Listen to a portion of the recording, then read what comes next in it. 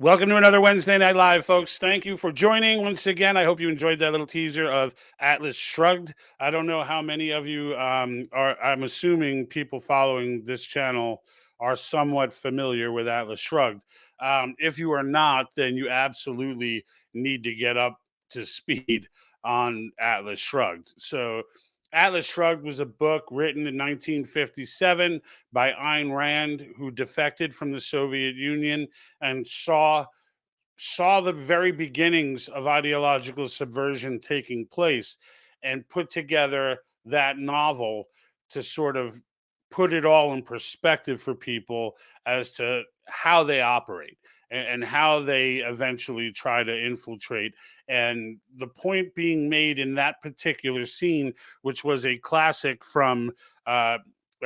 Hank Reardon scene, where he demonstrates the need for compliance that these globalists, communists, however you want, Marxists, they absolutely in the beginning, all right, in order to convert, they need people to come along willingly. Now, in the United States, they need people to come along willingly anyway, right? Because this pesky Constitution is a bit of a beast for them to overcome. But it was brilliant, that scene, because he basically tells them, now the scenario was they passed this fair share law. Sound familiar? Right? She's saying this in 1957. They passed this fair share law, and he has created this incredible new steel called Reardon metal, and it's lighter and stronger than any other metal that has ever been created. And because of it, demand is soaring and it's starting to crush the competition. Now, as a result, they passed this fair share law to try and force him to give up his metal and force him to sell to the government, force him to do a wide variety of things. And the point that Hank makes in that court case was, look, I'm not going to comply with you. I'm not going to give you my metal. I'm not going to accept payment from you for my metal. I'm not going to engage with you. I'm not going. He could only sell. Another thing was he could only sell a certain amount to each company that needs it, and so the person Daniger that they were talking about there. He was the number one coal producer, and he needed the steel to shore up his mines. Reardon needs the coal to fire the furnaces to make the steel. And this symbiotic relationship that naturally goes on organically in a free market was being broken to pieces by the government. And so he said, I'm not going to come, I'm not going to give you a thing. So if you want to take your guns, come to me, and you can forcibly seize my assets. I can't stop you from doing that. So if you're going to do that, bring your guns. And they immediately stop, because this is not how it's supposed to go, right? It's supposed to go where he either gets convicted or he ends up complying. The idea is to comply. Now, the way that he presented that was to say, hey, bring your guns and take it. And now they're on the spot, right? Because he's showing it for what it is. If you're threatening me with jail, then you're basically trying to seize my assets at gunpoint. So, and they said, well, we're not trying to point a gun at you. He was like, then what are we here for? Because I don't want to do business with you. So what are we here for? And that's a key. And the reason I wanted to start today's broadcast off with that, because it's something that I want people to think about. In particular, the 40% that I always talk about. And if you're new to the broadcast or you're watching this for the first time, the 40% are based off of both mass formation studies from Dr. Matthias Desmet and the Solomon Asch classic studies on conformity, where in the end, if you don't know what the studies are, go ahead and look it up. They're easy to find. The conformity studies have been replicated in a variety of ways, dozens of times, and the numbers always come out in the same ballpark, where 30% of the people in the study absolutely believed a falsehood that was presented to them, because there were seven out of eight people who were actors agreed with the wrong answer. And that eighth person who was the subject, fully believed the wrong answer was true, even after they explained to them this was all rigged. These guys, this was a part of the experiment, etc. Now, there were another 30% who were kind of where most of my followers and subscribers fall, where they were just like, that's nonsense. That's not the right answer. This is the right answer. I don't care how many people, I don't care how many people say the wrong 2 and 2 is 6. 2 and 2 is still 4, right? But the key demographic, the key group in this were that in between 40%. So you've got 30% and 30%, right? So 60% total. But you've got 40% in the middle. Now, this is the group that, in my opinion, all right, and frankly, most people fall in this group, right? They're a bigger group than either or the other. And these are the people who understood that it was the wrong answer, but they comply anyway and just went along with it because they didn't want to break from the group. Now, that's compliance, right? That's These are the people who, regardless if it doesn't make any sense, they just do it because that's what everybody else is doing. In one version of the Solomon Asch study they did on brain games, and it was, you might have seen it, where the young girl walks into an eye doctor's office. She won like a free eye exam or free glasses or something, and she goes into this eye exam office, and the people that are sitting around her are all actors who are in on the experiment, and this beep goes off, and it's like beep, and when it goes off, everybody stands up and then they sit back down. And after a few times of this happening, the girl, because at first she looks like, what's going on? I don't understand. She's kind of assessing the situation. But lo and behold, after like the third beep, she too was getting up and sitting down. And she had no idea why. But she was doing it because everyone else was doing it, obviously. But the crazy part about it is, so one by one, they start calling all the subjects in to get their eye exams, and she's eventually left there by herself. And when the beep goes off, even though there's no one else there at this point, she's still getting up. Furthermore, they had another guy come in who was another subject, who also began, after watching a couple times, even though she told him, he asked her, like, what are you doing? And she was like, I don't know. Everybody before was getting up every time this beep went on, so I was just doing it. And eventually he started doing it as well. And it's just wild. But like in the end, this is something that people need to be aware of, because it's a problem. That 40%, okay, the globalist Marxists, they cannot move forward with their agenda without that person. All right, there aren't enough people who really buy in. There aren't enough people who really believe, there's actual debate between what is a woman and the differences between men and women. Like, there aren't that many of them. Yes, they're all over the media. Yes, they're getting high profile positions. Yes, they're being thrown in your face all the time. But in essence, there aren't that many of them. There are roughly, if we were to go by all the conformity studies, there are about 30%, give or take, margin of error. I think it's probably closer to 25. But we say most of them ranged around 30% for that. So it's what it is. But the problem with the 40%, who know that these things are false, they know it makes no sense to go into a restaurant, put on a mask when you stand up, but when you sit down, you can take it off, right? They know that makes no sense. The owner of the restaurant knows it makes no sense. But they continue to make people comply, and the people do comply. Now, you have people like me who are going to force them to come to me and be confrontational and tell me that I need to follow some policy or something. But most people do not do that.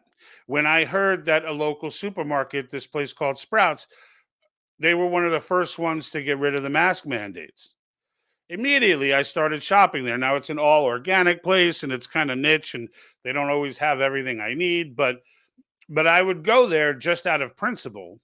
And when I went in, I'd walk around and I'm just doing my shopping. I'm not like running around going, woo, woo, everybody take off your mask. I said nothing to no one. I didn't say anything to anyone.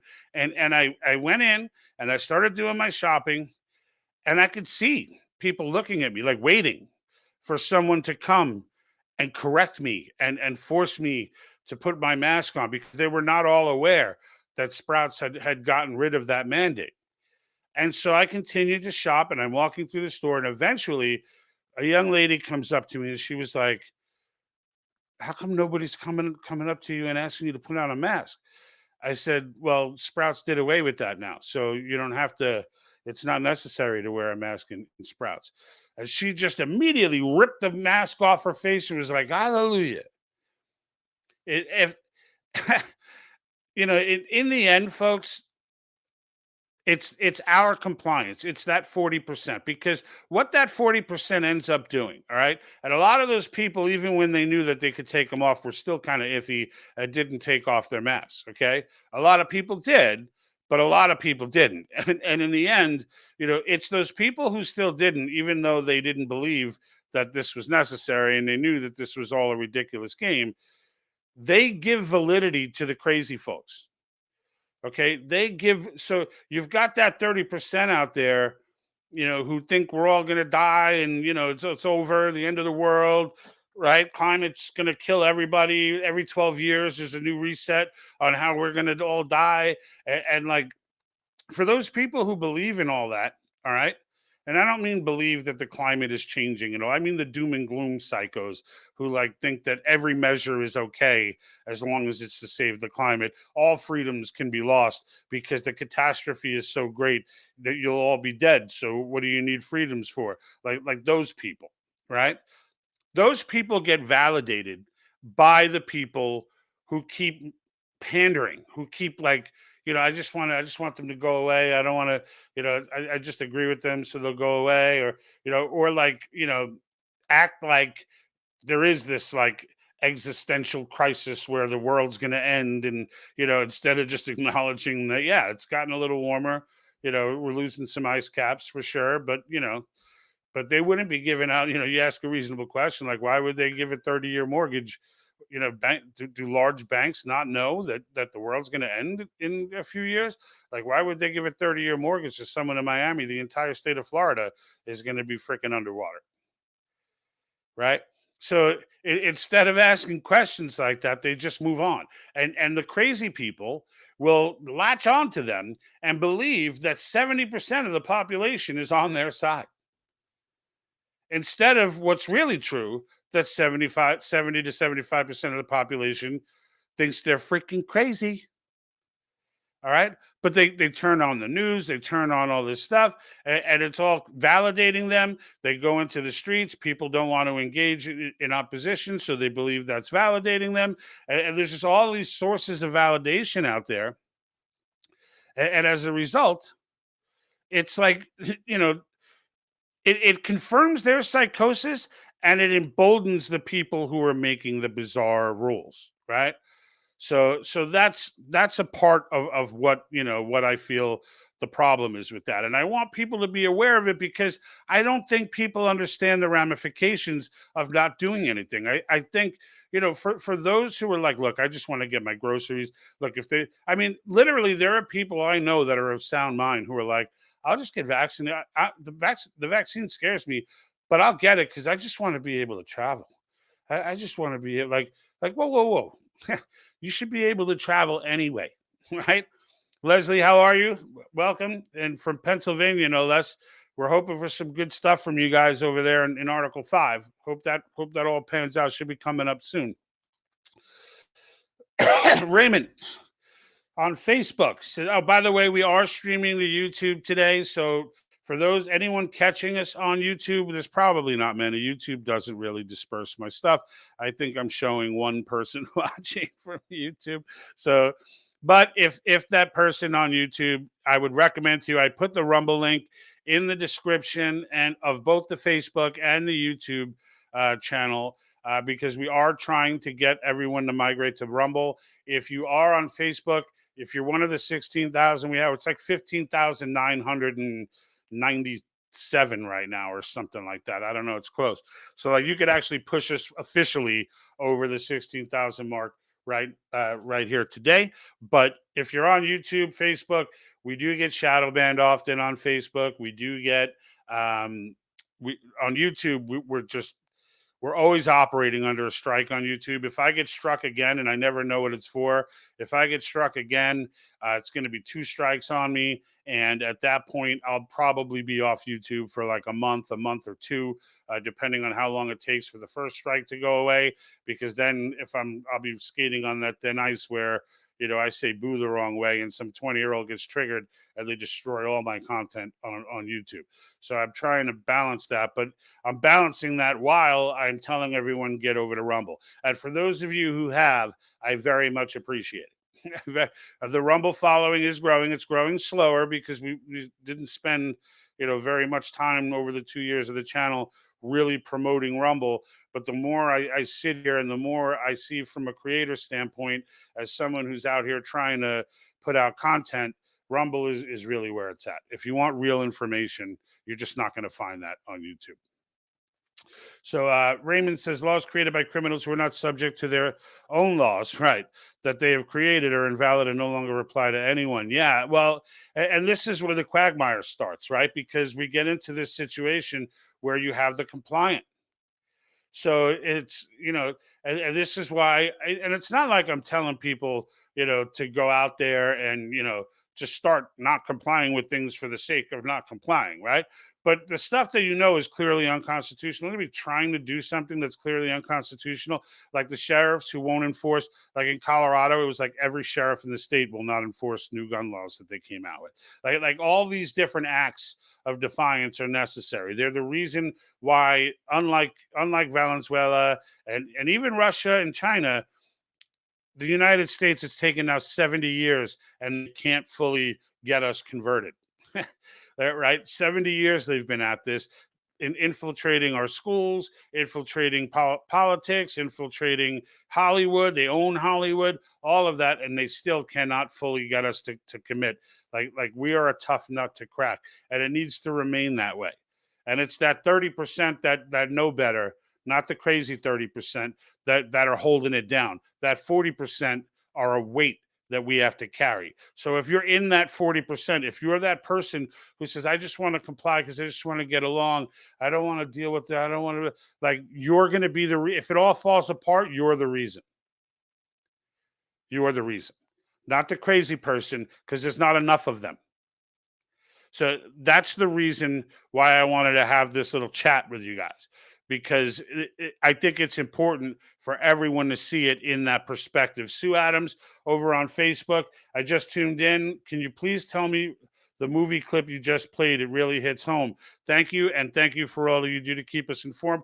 You are absolutely welcome, Sue Adams. It is a clip from Atlas Shrugged Part 2.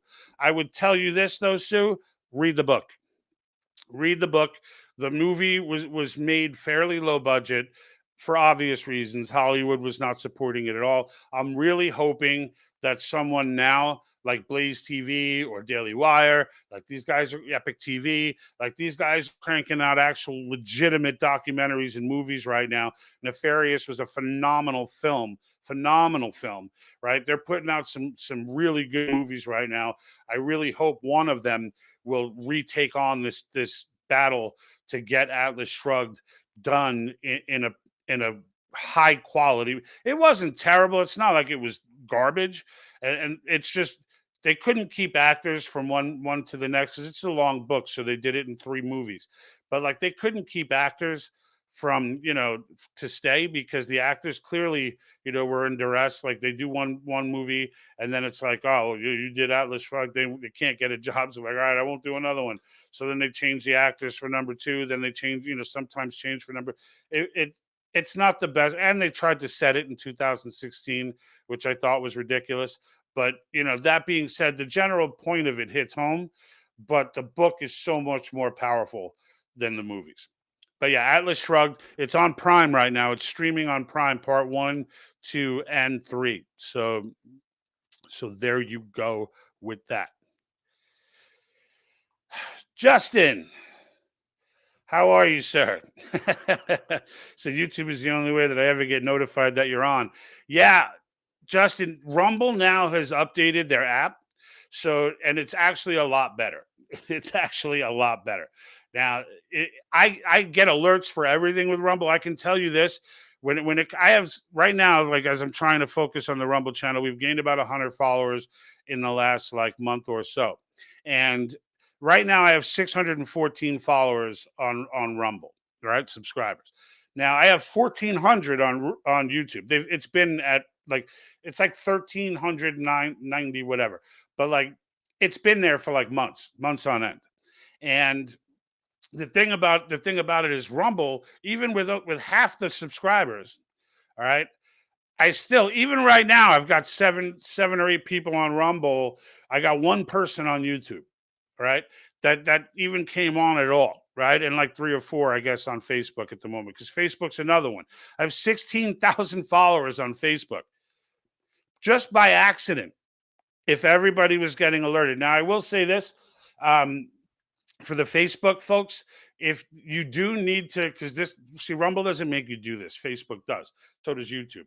You need to go into the follow button and actually select that you want all notifications in order to guarantee you're going to get a notification. Otherwise, I'm going to be subject to shadow banning, which is for the vast majority of the following I have on Facebook. So if I drop a video, they shadow ban. Like, and I know it is. Like, you'll see when you look at my videos, if you go back in the history, you'll see they went from like 65,000 views, 45,000 views, 30,000 views. All of a sudden, it was like 500 views or like 250 views and like one share. One video had 300 shares, but it only had like 400 views. I'm like, how is that even possible? But like, this is how the game gets played. But I appreciate you jumping on, Justin. Let's see what else we got here. We're getting some comments around the board today. So, uh, Warren Owen over on Facebook. What about Barack Obama and Big Mike Beer? I'm not sure what that's about. I think you might need to clarify that for me a little bit, Warren. I might be a little behind the moment there, but I am going to get into Bud Light, and I'll show you a little clip. I put it up as a reel on Facebook. Just my experience going to buy a barrel of beer. It's as good a time as any, I guess, to get into Bud Light. So that this boycott or whatever it may be, I know, I talked about this when it first started. I'm not a big boycott fan, but I do believe in speaking with my wallet, right? I just don't get into the rally train to boycott businesses and stuff. If you don't want to do business with someone, then just don't do it, right? But it looks like there are a lot of people who have decided to speak with their wallets, and Budweiser is taking a bath. All right. They are taking a bath. It is. I thought, and this started off slow. Like initially, they were like, "Oh, they lost 6 billion," but that was like stock prices, right? That was investors being like, "Well, I don't want to, I don't want any part of this. Sell, sell, sell." So they dropped a few bucks in stock prices, which added up to like $6 billion. But that moves with the market, right? Like 2 days after it was 6 billion, it was 5 billion, and then and I don't even know where that is now. But that what I was waiting to see is what their revenues look like, and that's a longer play. Like looking to see just how much it's affecting the actual sale of a beer, in a store. And what I noticed was at first the gas station that I went to had like I noticed that all the Bud products were fully stocked and nothing else was fully stocked. Now I didn't think too much about it because I'm like, there are other, maybe they're still selling a ton of Bud, but they're on top of it and stocking it, right? So I was like, all right, I didn't think too much about it. But when I went into Bevmo, which is like for those that don't have Bevmo, it's like it's like the Home Depot of liquor stores, right? So they have like everything, a lot of like microbrew beers and stuff like that, like niche stuff, tons of wine, and so I went in there because that's where I buy my barrels from, and I hadn't bought one in a long, long time. But I was fixing my kegerator, like doing some work on it or whatever. And once it was done, I was like, I should probably fire this thing up and put something in it. So I went to go buy one, right? And let me pull up the clip of me walking through the fridge in Bevmo. So I came to Bevmo to buy a barrel of beer, and the entire walkway is empty, except, if you can see, they're almost all Bud products. That's, if you can't see it, that's Bud Light as well. Another Bud Light. This one's a Blue Moon, but I believe that's also under InBev. 3 Mick Ultras. And I don't know what this is. Stella.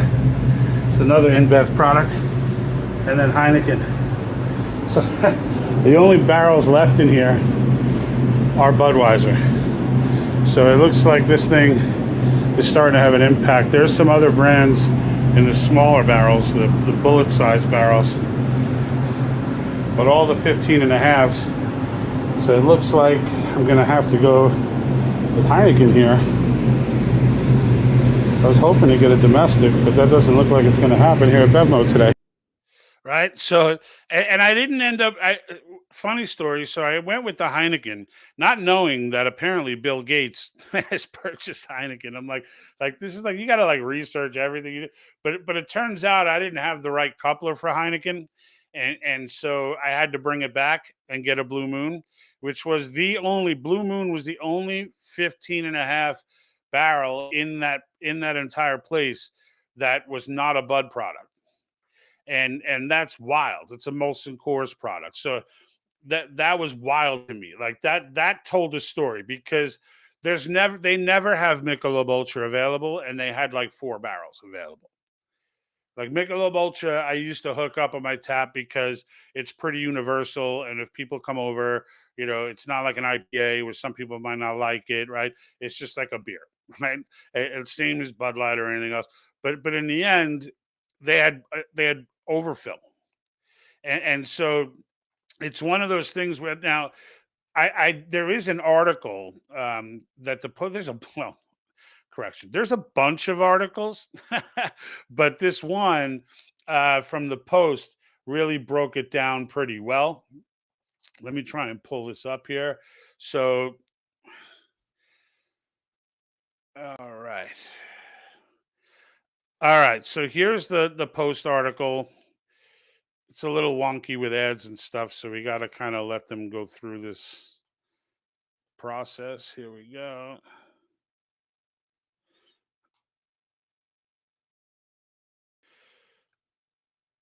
All right, so Bud Light sales dropped 21%. All right, now these are real sales. This isn't like, their stock price plummeted or anything like that. These are legitimate, like drops.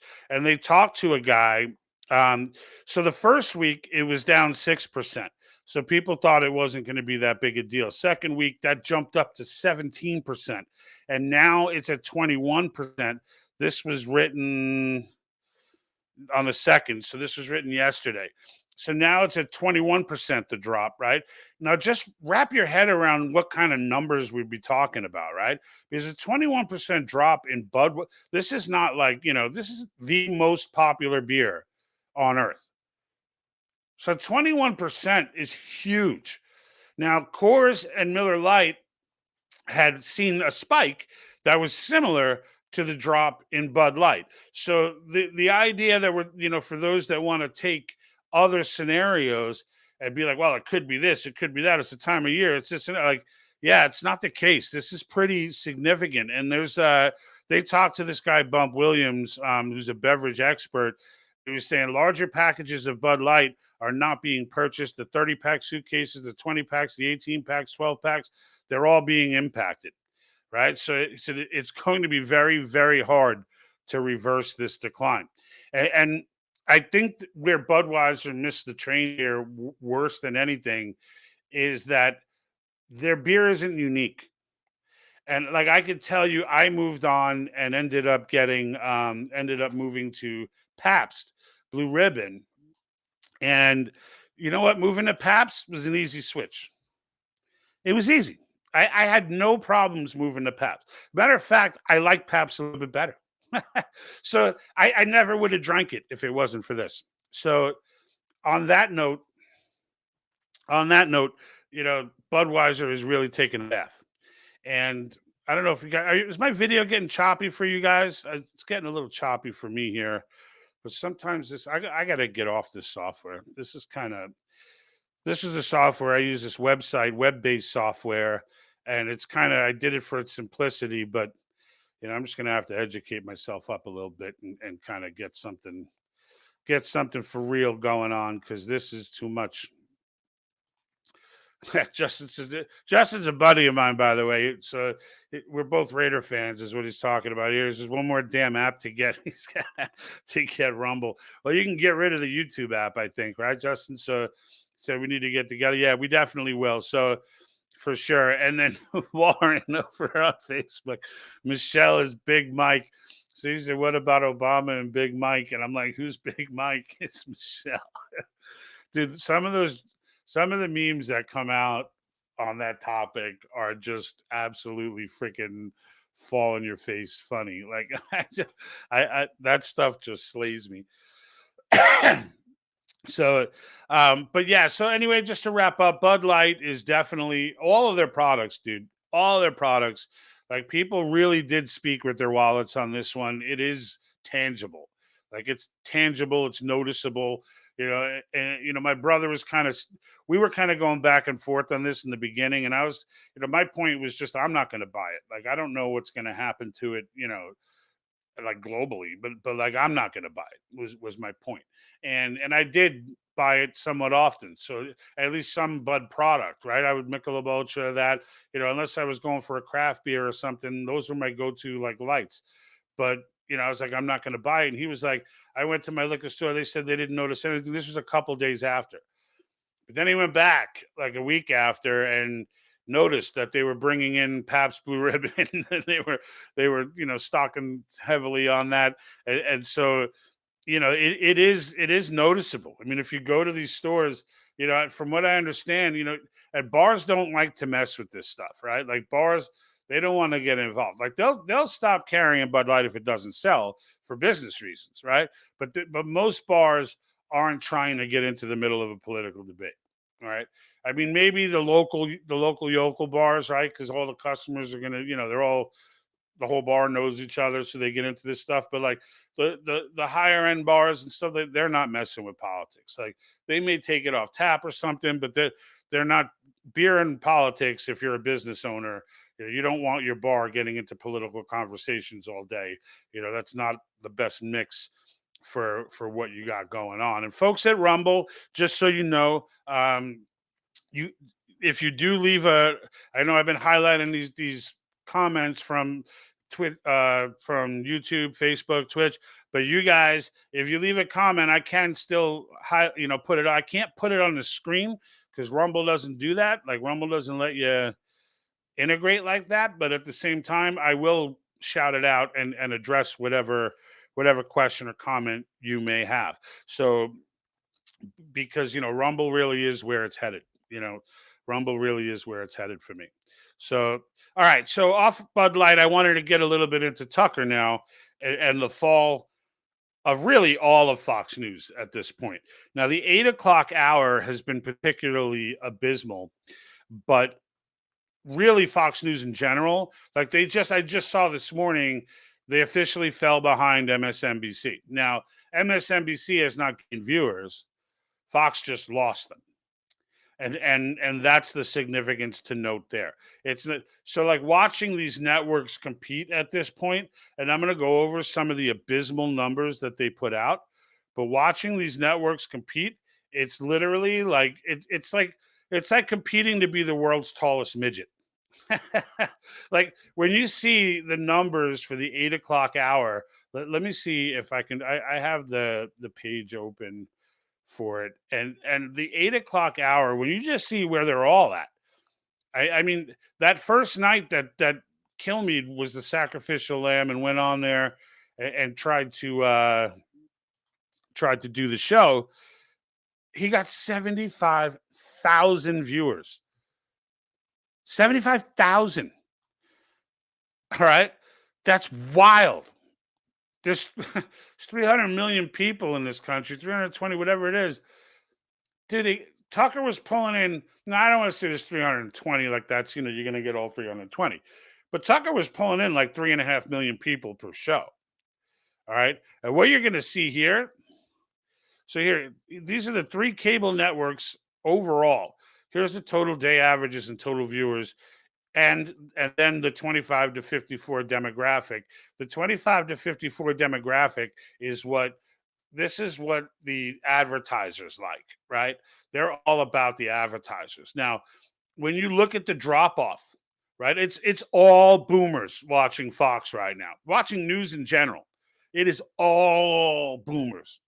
What and watch what I should. So you've got 1.38 million, all right, that Fox did after Tucker.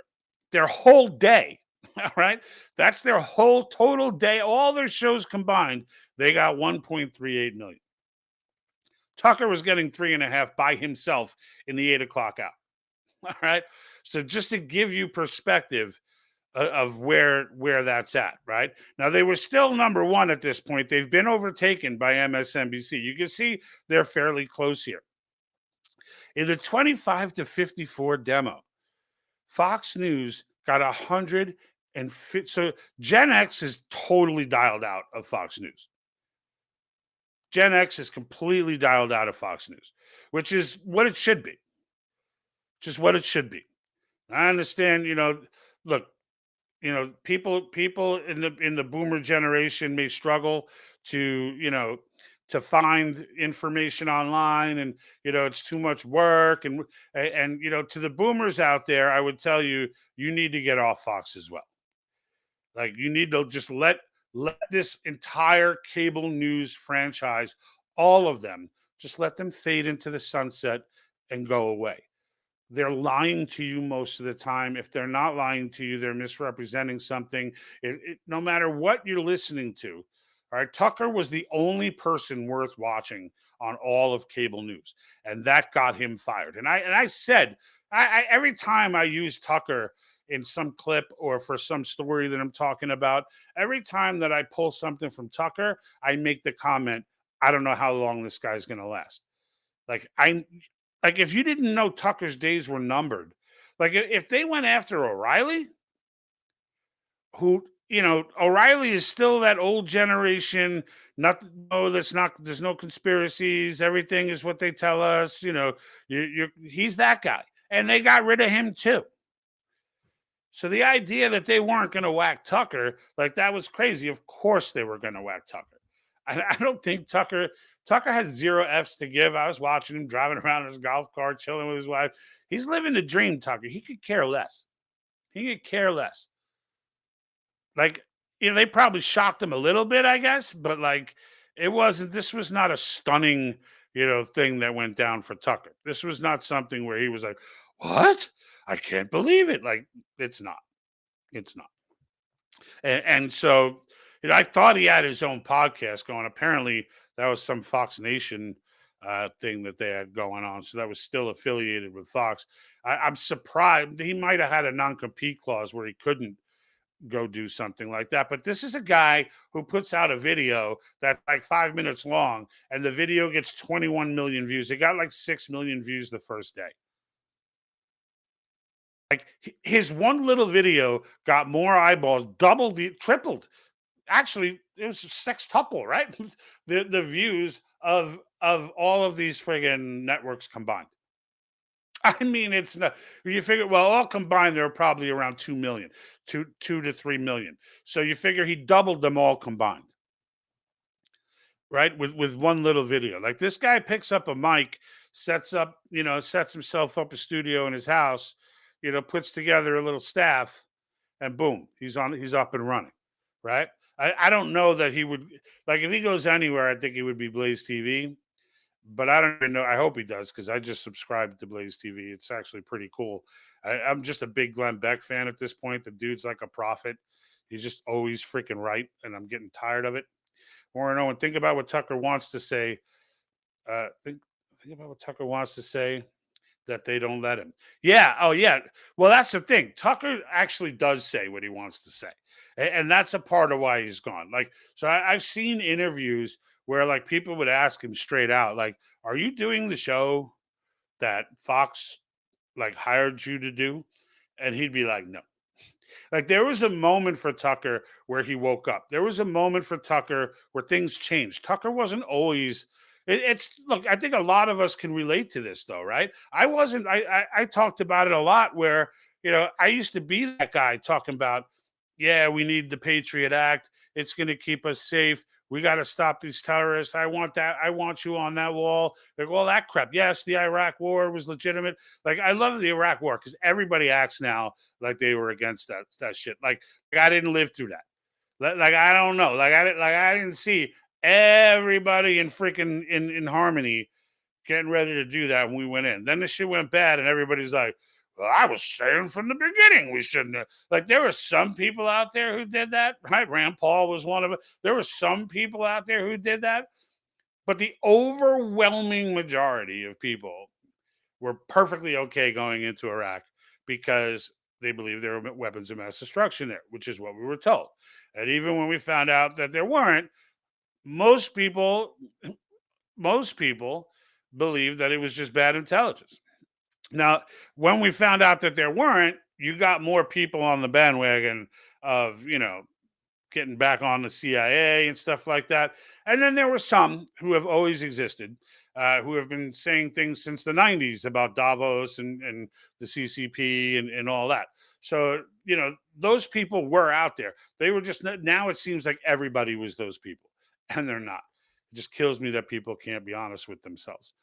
But like now we know, right? Now we know in either case, we went 2020 opened a lot of eyes. My eyes were opening before 2020. It's just watching 2020 unfold really sent me down a lot of rabbit holes and really, I mean, I got to the point like once I realized that for 100% assurance that Fauci was lying, right? When Fauci first came up, and it was that first week, right, where we're all waiting 2 weeks to end the curve to get the curve or whatever.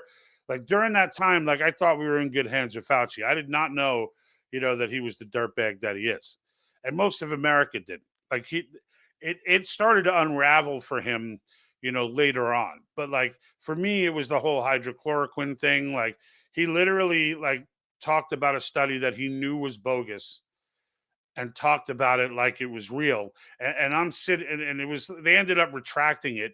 I want to say it was in the Lancet. They ended up retracting it because it was based on nothing. It was analogous to like saying you shouldn't take Tylenol because we did a double blind study where subjects took 12 bottles of Tylenol every day and had all kinds of problems. Like who takes 12 bottles of Tylenol, right? So it was like that with the dosages, right? So, but then it went wild for 2 weeks. Neil Cavuto was like, "You will die!" Like all this craziness went on. And then everybody realized it was bullshit because doctors were like, "Dude, we've been using this for 60 years. There's no way that's true." And then they looked at it, found out it was bullshit, and pulled it out. But like he so bull-faced lied about it that there was no way to put it in context. There was no way to put that in context in a way that would have given him an out. And he never came back and apologized for supporting that study. So, and meanwhile, the CDC was putting up stuff talking about how safe it is. And I'm just like, this doesn't make sense. And that really began my journey. Like once I realized he was full of crap, that really began my journey to go down rabbit holes. At that point, I was willing to listen to just about anything and then, trust but validate, right? Like I would listen, right? Like the QAnon thing came out. So I listened. I didn't just, oh, you're a conspiracy theorist. But I came to the conclusion that it was likely bullshit, after I listened. But like, I listened though, but there were a lot of different rabbit holes that I went down, right? And realizing, and I learned a lot, right? Like gaining evidence about this, this pedophilia, so this sex ring, what's going on with our children. Like my eyes were starting to open up to all that stuff that like nobody wants to open their eyes to.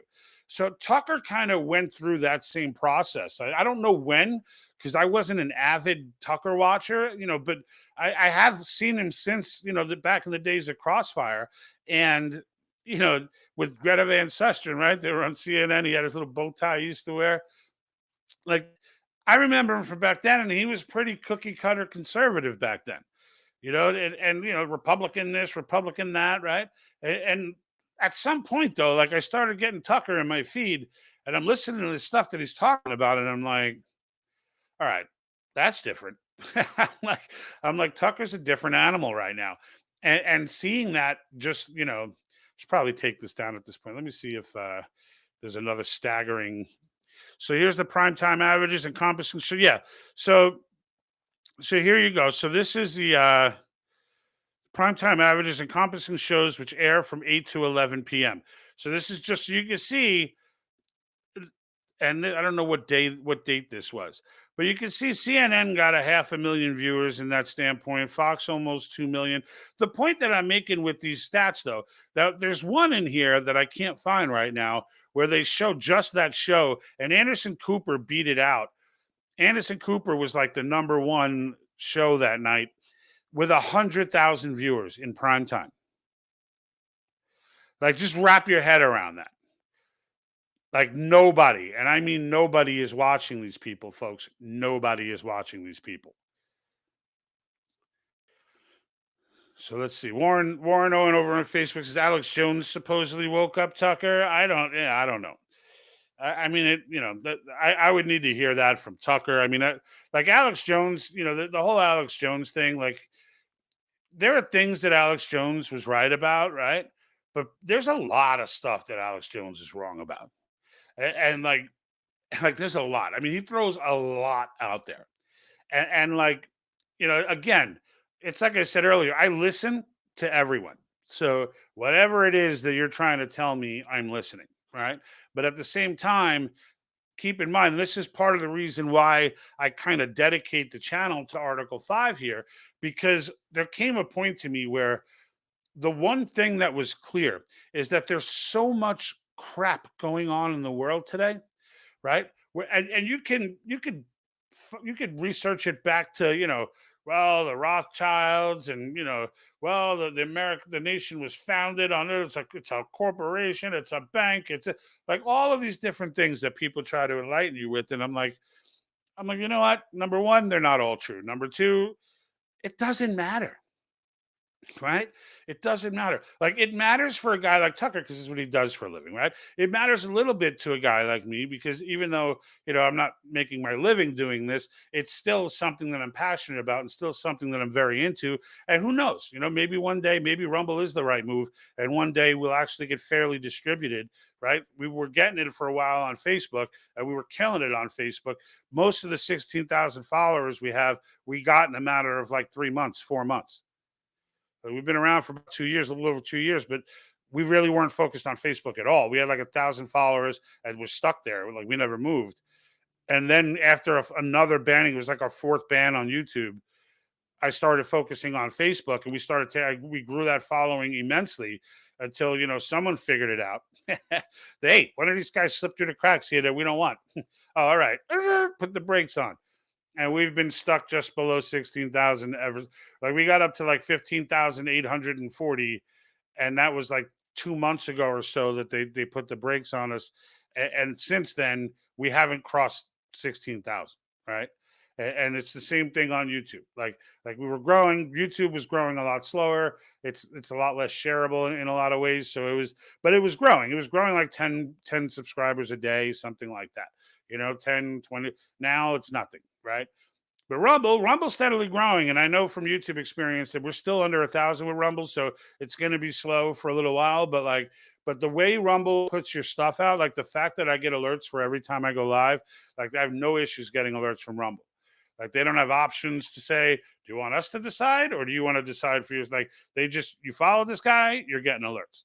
And I don't come on that much to blow up your phone with notifications, so it's not like there's something, it's not like there's something crazy going on with, like, oh my God, this guy's always, now he's got the clips. Now he's got, right. You get some of those people, you follow them, and then it's like you get the broadcast, but then you get like every clip of the broadcast where you're just looking at like a million notifications. I'm not that guy, right? I come on Wednesday nights. Sometimes I'll drop one in the middle of that. You know what I mean? But ever since they started shadow banning me, I started rearing back from the recorded production because it's work, right? And if you're sitting there putting together this work, and you're putting all this stuff together, and you get it together, you start editing, you go through the whole process, and then you go ahead and put it out there, and nobody can see it because it's being artificially held back, and that's why I just lost it. Like, you'll never see me again say subscribe on YouTube. I don't even care what happens on YouTube anymore. I'm going to continue. I'm on YouTube right now telling people I don't care about YouTube. I could care less. I watch the other content creators, Russell Brand, Kim Iverson, other successful people, and they all do like 10 minutes streaming to both, and then they cut off YouTube, and you either go to Rumble and watch them, or you're out. Because you got to understand it from a creator standpoint. Like, it's frustrating as hell. You don't know why you got banned. You just get banned. You can't communicate with anybody that subscribes to you. You're just gone. And like, I can't even put chapters in my videos. Like, what does that have to do with getting a strike? I can't put chapters in my videos because I have a strike, which lasts for 3 months. Right. So after a while, you just get sick of it, and you're just like, you know what? Screw these people. Like I don't want to friggin' I'm not going to continue to battle $1 billion, internet mogul, right? Like, it's just not worth it to me. I put it up there. If someone clicks to get all the alerts and they actually get them, that's great.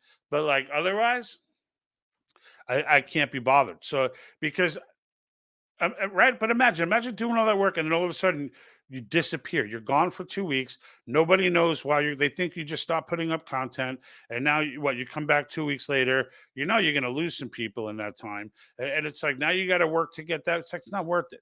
It's not worth it. These people are all doo-doos, and I don't have time for doo-doos in my life. Leslie Penrod over at Facebook. 2020 was the year I went down the same rabbit holes, got red pilled, and woke up. Yep. And there's no ever going back once you start seeing the truth. Yeah, and that's why I have those shirts in my store, and I wear them on the show. That once you see, you cannot unsee. Right? I got it. Right over here. Right. Once you see, you cannot unsee. Like, once your eyes are open, there's no going back. Like, and that's 2020 was a very significant year in a lot of ways, in a lot of bad ways, but in a lot of good ways too. Right. So 2020 opened up a lot of people, even people like me who paid attention and were hip to a lot of the crazy stuff. Like, it still opened our eyes to a lot more. Like the fact that the Great Reset is what it is, the fact that Davos is coming out in the open with, like, I mean, I didn't know that popular thing they have that says, you will own nothing and be happy. That came out in 2016. That came out in 2016. I had no idea.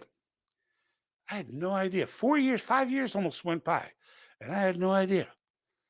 When I started researching all that and started getting into it, I was like, this thing came out in 2016.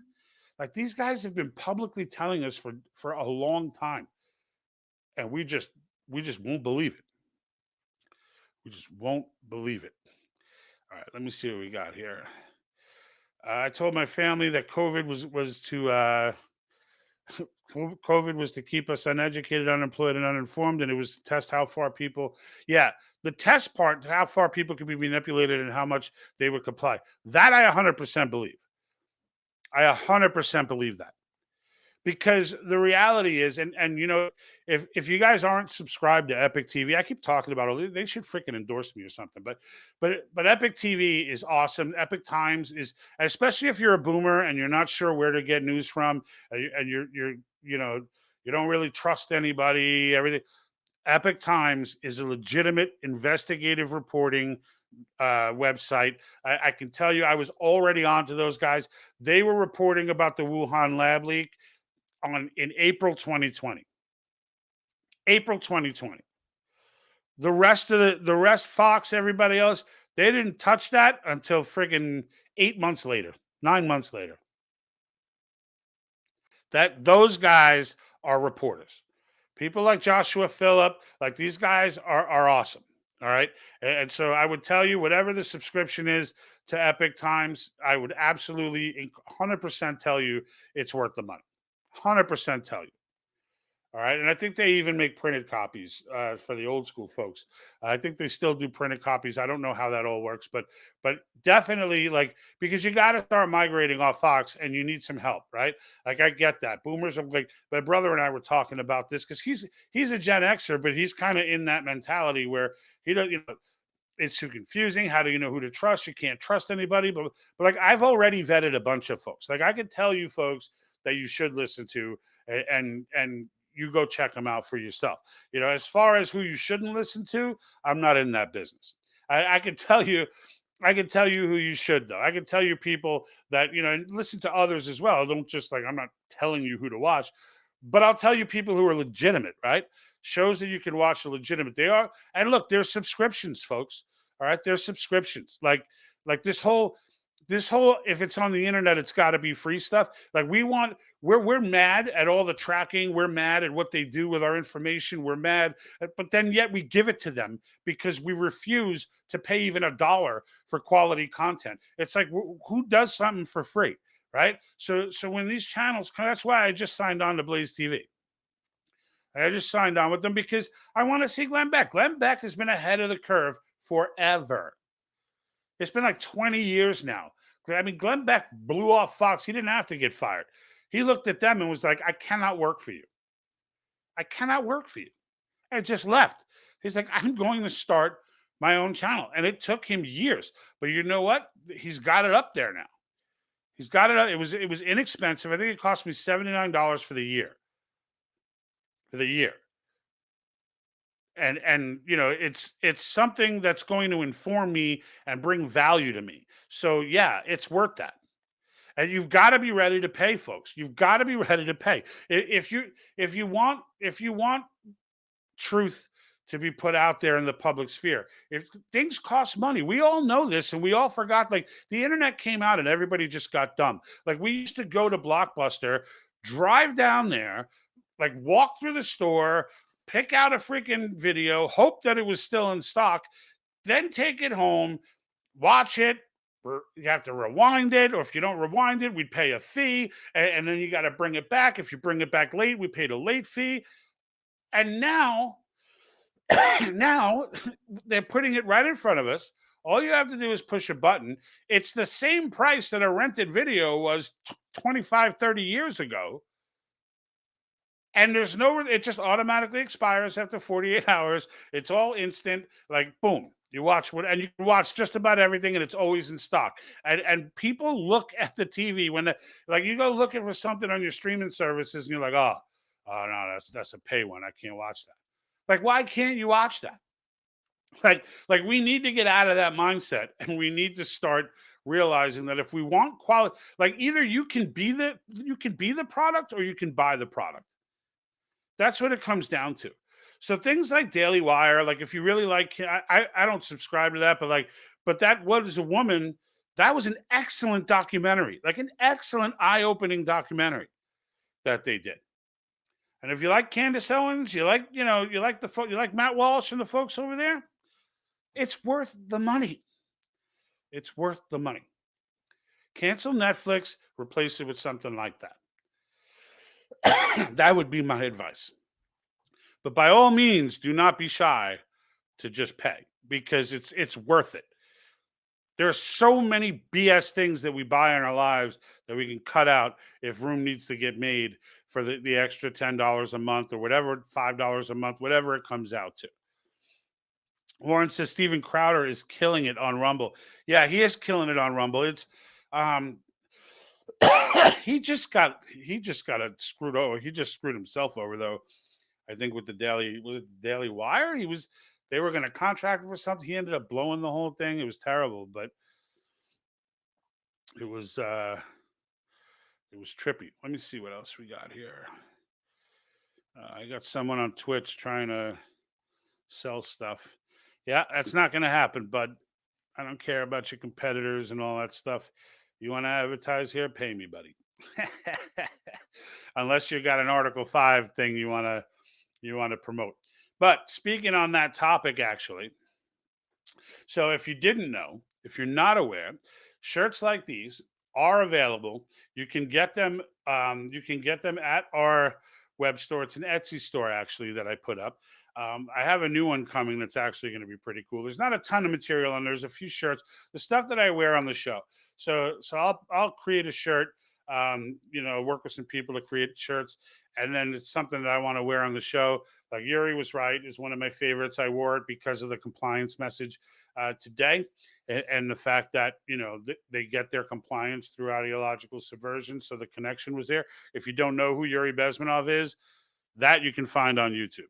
Pull just YouTube Yuri Bezmenov, watch his interview explaining to you how Marxists were planning. This was in 1984, what they were planning and how they were going to do it and what the process was. He was a former propaganda expert for the KGB who defected to the United States. I tried to yell at the top of his lungs what was going on. Nobody listened to him. And lo and behold, here we are. Here we are. And now we go back and listen to him, and he sounds like a damn prophet. So Alexander Solzhenitsyn was another one, but like just it's worth looking at. But there's some cool stuff over there. You can support the channel by going in and picking something up. I think there's an Article 5 hat there. There's the once you see, you can't unsee. So there's some cool stuff over there. Check it out. And that once you see, you cannot unsee t-shirt, underneath it, it has all the stuff you cannot unsee. It's like hashtag black. You can't, if you highlight it on Etsy, you'll see it flash by on the video screen. But it's like, hashtag BlackRock, hashtag NWO, hashtag Great Reset, Save Our Children, right? Like all the stuff that people aren't seeing, but is right in front of our face, right? So, but I will tell you, if you haven't already, folks, please, even to our Facebook folks, I know that you're dedicated to Facebook in that way. That's usually where you go and whatnot. But it would definitely do me a great justice if you could head over to Rumble and just download, or even if you just go to the website and subscribe to the channel there. It's just going to help us get distributed there more. And I'm really, really, really trying to dial in. I realize that it's like starting the whole channel from scratch again, but I'm like, I got time. I got time. And if it means that I don't got to deal with these doo-doo-doos over over in YouTube, or I can operate without worrying about the doo-doo-doos over YouTube, then that would be, and frankly, I do that now.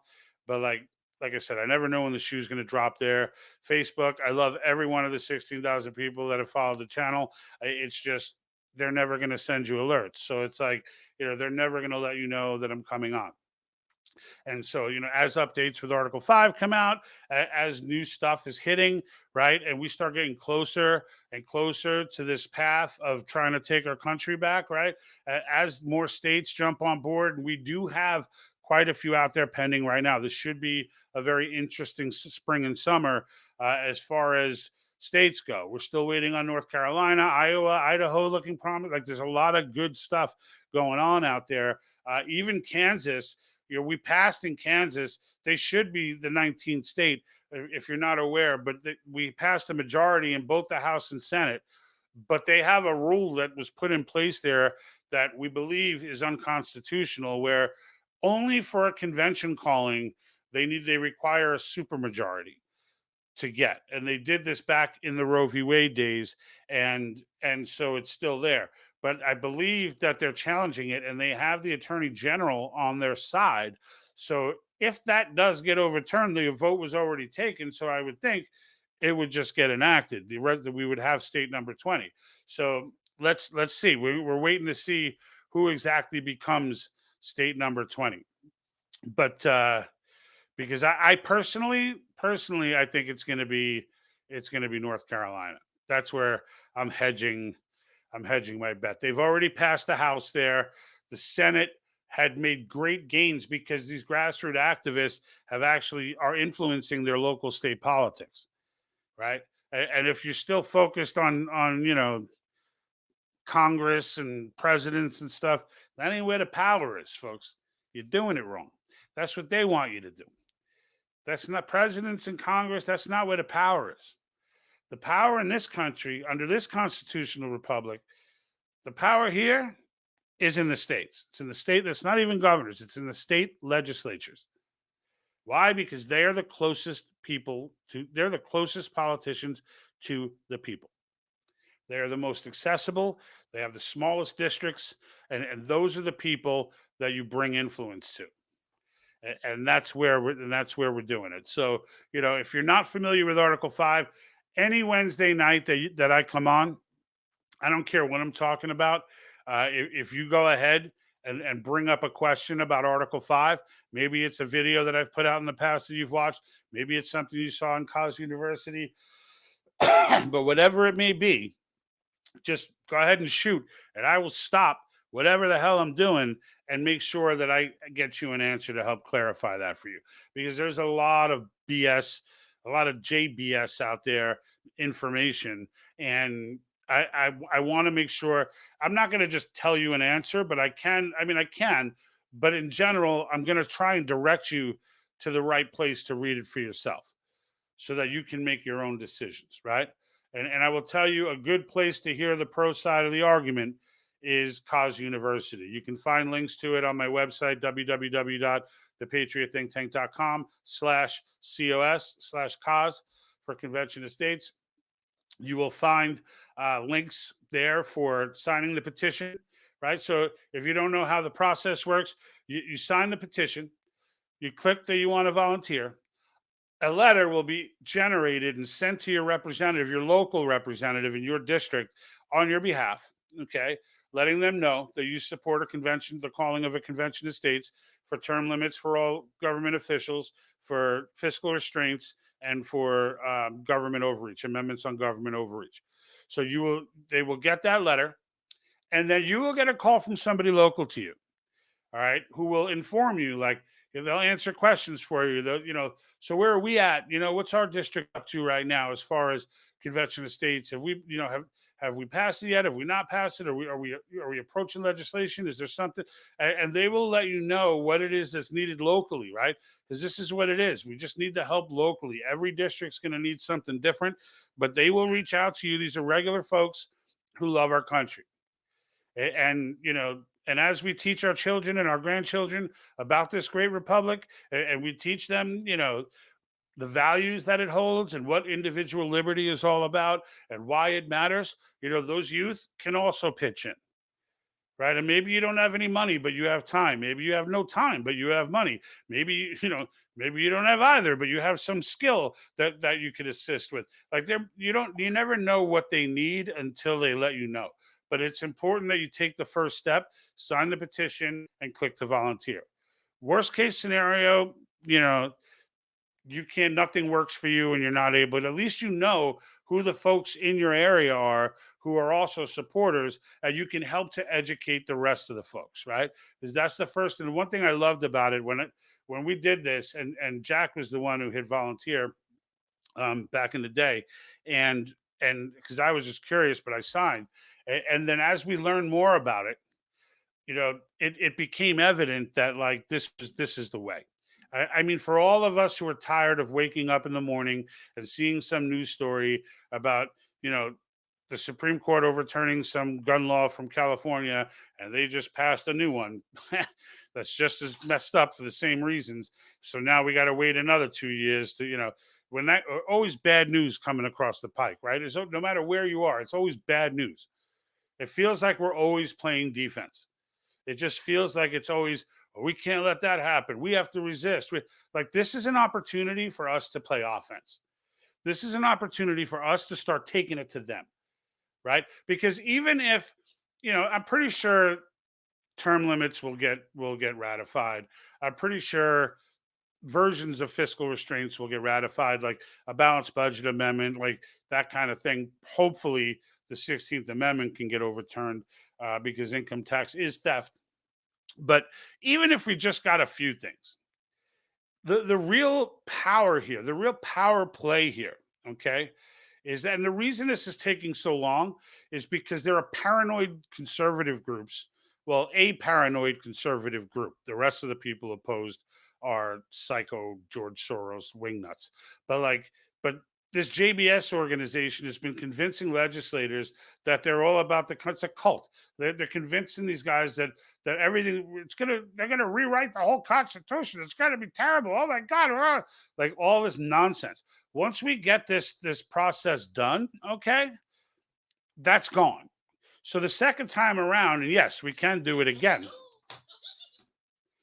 And we can do it again, right? So once we get this done, regardless of what we end up getting passed, let's just say it's just term limits and nothing else. The process finishing is the biggest victory there is, because once the process finishes, JBS can go crawl under the rock. They're done. Right at the moment where the last legislature votes on the last ratification, whichever way it goes, it doesn't matter. We will have demonstrated the process, and at that point, the American, like, look, we get that done. We come back. We go, you know what? All right, now we got this going. All the supporters and grassroots are not going away. Where are they going? They're not going anywhere. Well, you know what then? Good, because now we need to look at the border. And we can look at the federal government, flex our muscle, and be like, look, we really don't want to do this because the Constitution says this is a federal responsibility. But if you're not going to take control of the border, then we, the people, are. So if we have to amend to take that power from you, but force you to still force federal revenue towards it within your balanced budget that you now have to keep, then we will. But the thing is, you're not even adding that, because at that point, the mere threat of it, I guarantee you, I don't care how much of a wingnut is in office at that time, or how crazy Congress is. If it's another power grab, they're gonna go. They're gonna go. You watch how fast they secure the border. You just watch when that threat comes down the pike. There will be National Guard there the next freaking day. Let 2 states pass a resolution calling for a convention of states on, and with the topic being the national borders. Let 2 states pass it, and I guarantee you the National Guard will be there the next day. Warren Owen, have you looked into the biodigital convergence, CRISPR, gene editing, U.S. biohacking laws, and all government websites through Policy Horizons, which is controlled by WEF? Yeah, I've looked into a lot of the whole transhuman piece, a lot of the patents and things like that they're putting out there. I know just off the top of my head, there's that Homeland Security was doing one where the digital tattoos. There are other companies who are competing on that front with the digital tattoos, trying to, look, and being run by the WEF. Like, Warren, I will tell you, when you're right, you're right. It's the creepy sociopaths at Davos. But I see those folks now as being ultimately governed by the CCP. I'm as close to being 100% convinced of that, right? That as anyone can get. Like, the more I watch this, and as I really wrapped my head around how long the CCP has been at this, right? And there's a great documentary on Epic TV with the Final War, China's 100-year war, or the CCP, right? So the day that, even a year before the CCP beat the nationalists and took over China, even a year before that, they had Mao writing down that they were going to take the United States out in a long, slow process that could take 100 years. So, and as I started learning the depth of that, and exactly, I mean, I always knew the story. I always knew the basic news concepts of it and the historical points of it, but they kind of go granular with it. It's like a 2-hour documentary, and they go granular with it and really get into like what specifically the thought process was from the CCP. And as you learn that, and you see everything else that happened around that picture, like, so the Soviets were really the big communists then, right? They were the ones with the power. They were the ones, who were controlling the communist scene. China was a little too poor for that at that time. But, right, so the Soviets started the ideological subversion, right? And this is what Yuri and Alexander Solzhenitsyn and everybody tell us about. But as that all went down, China tried just hide. What was it? What was the saying that they had? It was hide your strength and bide your time. That was their a written down philosophy. right? And they did that. They hid their strength. They were biding their time. The Soviets were spending the money. The Soviets were putting the tactics together. They were the ones who were starting the ideological subversion. China just stepped in when the Soviets fell, picked up that ball and ran with it. Just picked it up and ran with it. And when you look at how they handle the UN and how they handle organizations like the WHO, I, and I was sitting there thinking to myself, how does this dynamic work? How can Xi Jinping and the WEF, like, it doesn't make sense to me. Like, there's no way Xi Jinping is buying into the WEF unless he's controlling it. That's the only way that Xi Jinping buys in. Like Xi Jinping, and it's not even Xi Jinping. Like, he's a figurehead of the CC. The CCP, they'll replace Xi Jinping and continue on. He's the first one to come out bold. He's the first because he believes that they're at that point where he can start talking a little smack right now. Now that can all change quickly, and he probably should have kept his mouth shut. They'd have made a lot more progress, but he didn't. And the bad guys never seem to be able to do that effectively. They never seem to be able to keep their mouth shut. It's like, instead of just killing Batman, they put him in some trap and give him an opportunity to get out. Right? So it's the same kind of concept with the evil villain. But Xi Jinping, like, he's controlling these dudes. All of this is funneling through the UN, and Xi is controlling the UN. And they're all hedging bets. Like, there's no way that all of their goals are all so perfectly aligned, and it's not the case. Like it's not like China plans on invading the US. They're going to take over society. They're just going to take over the society. That's the way that they do these. That's the way that they've been planning this. So they'll run it from afar, but in the end they'll own the society.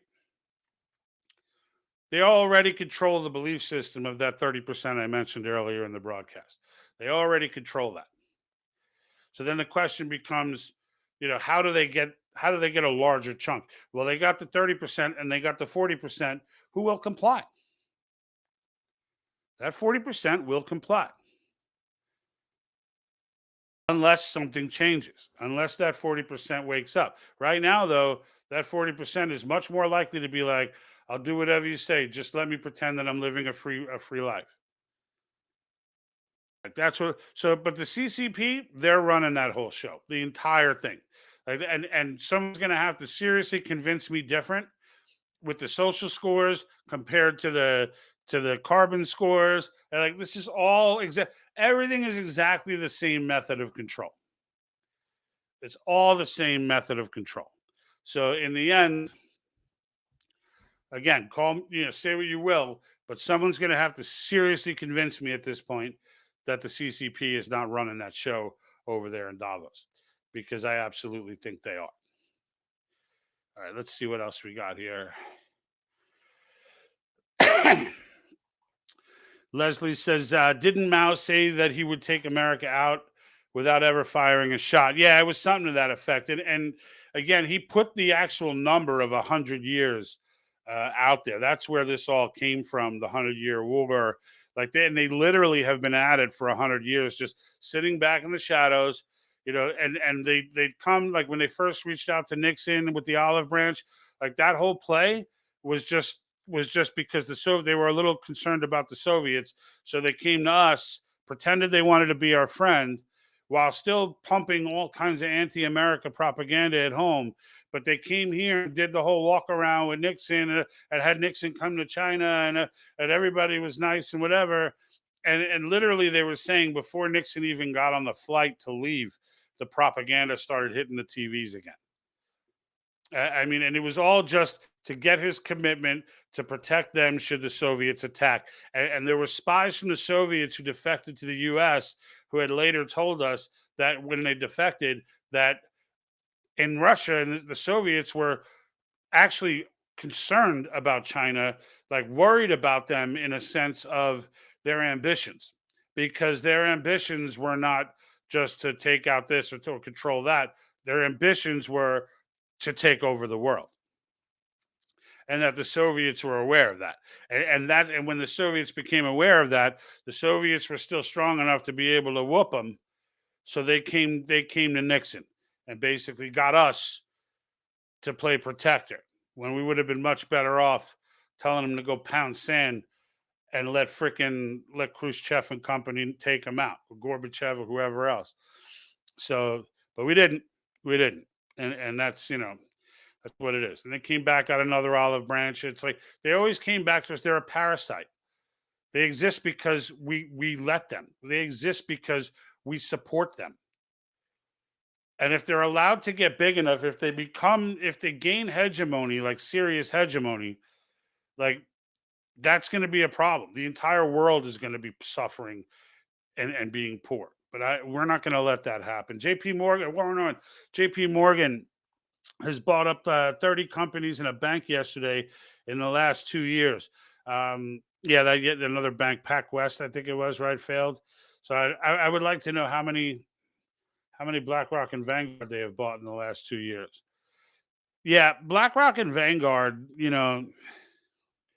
look at, and again, they're basically the weaponized tool, right? So so they're the tool that the boogeyman that's put in front of us, which is the WEF, uses to enforce its policies on corporations and to make banks and corporations comply with whatever it is that the socialist Marxists want to do, right? So that and the same thing happened with Bud Light, right? We want you to we need you to hire this woke dude to do who doesn't know squat about marketing apparently, and obviously is tone deaf.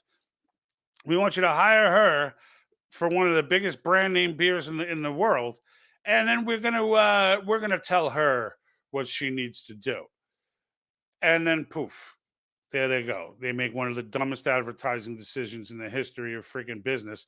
And that's all by order, right? That's all by order. And how do they enforce that? BlackRock. People go, oh, but they lost 6 billion in revenue. Blah, blah, blah, blah, blah, blah. Yeah, okay, great. But if they don't do it, BlackRock will hit them a lot harder than 6 billion, 21% revenue, whatever. They'll hit them a lot harder than that. Because the whacked out thing is BlackRock does it with our money, right? That's what I'm saying. Where I'm like, if people are looking at their 401ks and where that money rolls up to and who's managing it, you know, and this is where it's a soul check for people because a lot of people they'll be like, yeah, all this stuff is creepy, all this stuff is wrong. I don't like any of this stuff, but BlackRock's making me money, so I'm not taking my money out of BlackRock because it's our money that they manage, and they manage it in a way that is creepy. They get favors from the feds. They get these rates that nobody else gets. They have heads up when rates are going to go up and down. When they purchase properties, they do it knowing that the rates like it's not a coincidence that everything they do seems to work. Like everything. And they literally own everything. So, I mean, that exercise we did on that episode a while back, where we went to Yahoo Finance, and I was having people just shout out a company, and they're putting them up there, and I'm just going on Yahoo Finance, pulling them up, major holders. There they are, Vanguard, BlackRock, State Street. There they are. Every Coke and Pepsi, Cola Wars, no wars. They're all the same. It's like beating yourself up. They own both of them. Apple, Android, is this a fight? No, only with users because the companies are majority owned by both.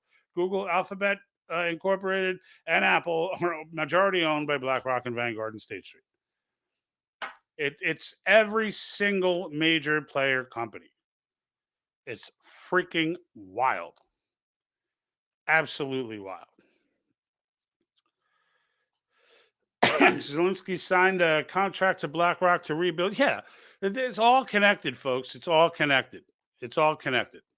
And that's the point there is that when it comes down to it, like, for those that want to be like, oh, it all ends with the Rothschilds. Like, people don't understand the difference between power and money. They get them confused all the time. There's a certain level of power that you can assess with money. The Rothschilds have maxed out that power. Okay. But it ends at a certain point. Okay. It is nothing compared to political power. When because the Rothschilds don't have an army. Period. They're not going to go if they could buy out a nation from the inside, but if that nation just decides to say, "Nah, I think we're done with you," like China and Russia both can, then they're powerless. They're just some rich family. It's perspective that people need to wrap their heads around when it comes to all these doo-doos running around these coconuts running around the world, with their money. There's only so much money can do. These CEOs, these are not people of power. These are not people of power. If a CEO is an employee, so people say, "Well, what can I do what can I do to try and put a dent in this?" Buy from private companies, and that's people go, "Oh, well, that's going to crush the stock market." I don't care. I don't care. If the bottom line is, I'm not calling for a boycott, right? I'm just saying if you don't like the way that CEOs are behaving, understand it's the board that's making them behave that way. So in the end, it's not like the CEO of Budweiser of Anheuser Busch had a say in that decision. He didn't have a say in that decision. Every board in every one of these companies, again, they are all majority owned by BlackRock and Vanguard. Every one of their boards have people from BlackRock and Vanguard on those boards. And those boards tell the CEO what to do. He is not an owner. Like right now, Elon Musk with Twitter, nobody tells Elon Musk what to do with Twitter. Nobody. Because he's an owner. Hobby Lobby, In and Out, Chick-fil-A, these are big companies. They have owners. They're not publicly traded. So, focus on those companies. Support those companies.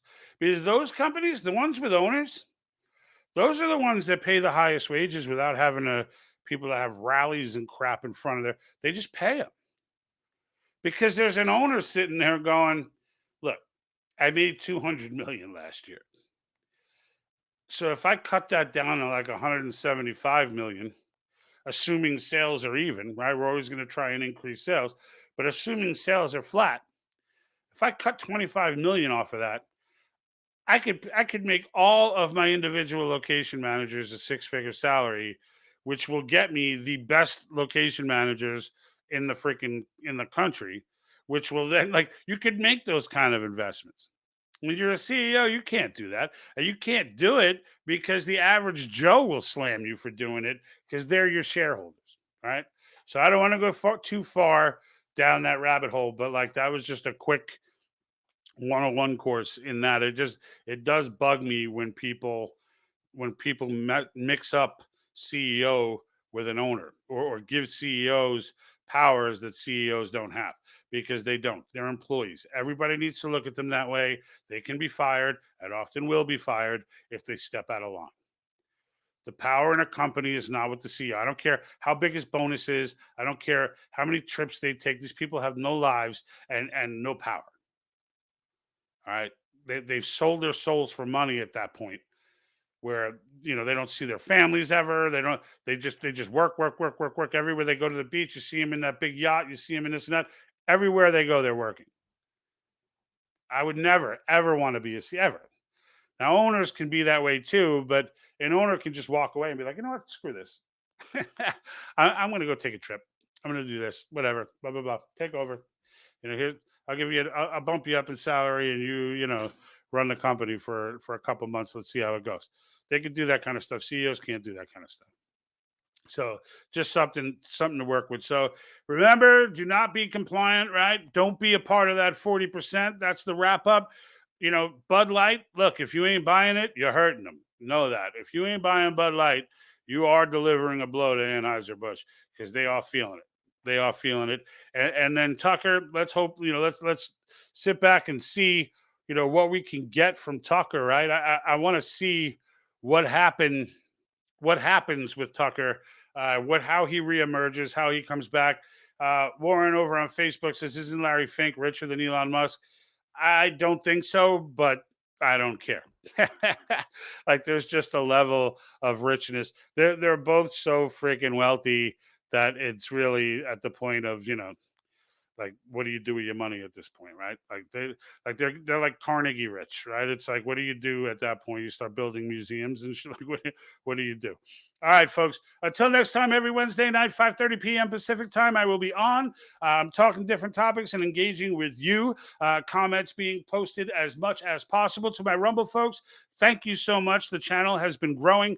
It's a slow process there because we're just getting started, but we are like 614 followers right now or subscribers. So to all of the people watching on all broadcasts, definitely check us out on Rumble.